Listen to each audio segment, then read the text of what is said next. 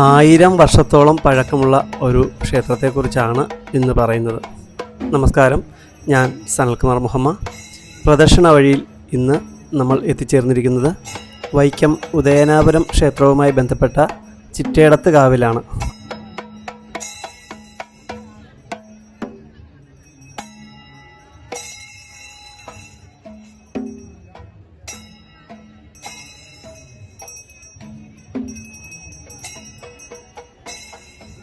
ചേരമാൻ പെരുമാളിൻ്റെ കാലത്ത് വൈക്കം ഉദയനാപുരം ക്ഷേത്രത്തിൽ പ്രതിഷ്ഠിക്കുന്നതിന് നിർമ്മിച്ച ദേവീ വിഗ്രഹം അവിടെ സുബ്രഹ്മണ്യസ്വാമി വിഗ്രഹം പ്രതിഷ്ഠിക്കുവാനായി വൈക്കം പ്രയാറിലെ മാർവാടി ഇല്ലത്തെ നമ്പൂതിരിമാർ ഏറ്റുവാങ്ങുകയും തങ്ങളുടെ കുലദൈവമായി പ്രതിഷ്ഠിച്ച് ആരാധിച്ചു വരികയും ചെയ്യുന്നു.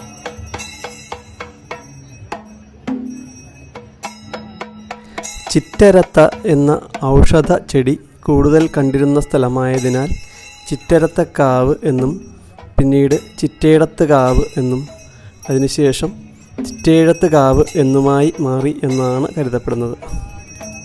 1000ഓളം വർഷങ്ങളുടെ പാരമ്പര്യം വിളിച്ചോതുന്ന ഈ ക്ഷേത്രത്തിൻ്റെ ഭംഗി ഒന്ന് വേറെ തന്നെയാണ്.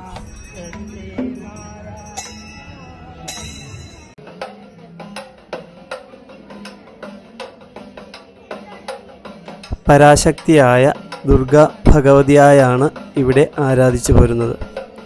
ദുർഗയെന്നാൽ ദുഃഖനാശിനി എന്ന് ദേവീ ഭാഗവതം പറയുന്നു.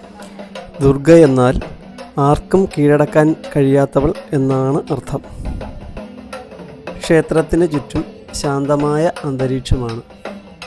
പിന്നിൽ നാഗദൈവങ്ങളെ കുടിയിരുത്തിയ കാവ് ഒരു കാടിനുള്ളിലേക്ക് എത്തിപ്പെട്ട പ്രതീതി ഉണ്ടാക്കുന്നു.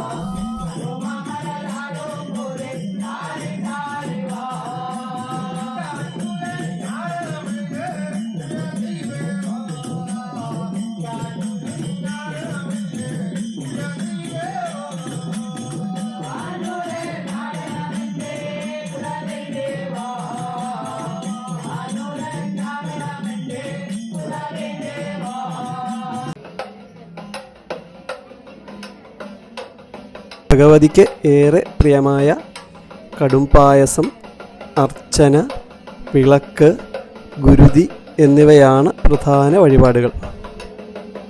മൂവാറ്റുപുഴയാറിൻ്റെ തീരത്തായി സ്ഥിതി ചെയ്യുന്ന ഈ ക്ഷേത്രം എത്ര തവണ കണ്ടാലും മതിവരാത്ത ഒരിടമാണ്.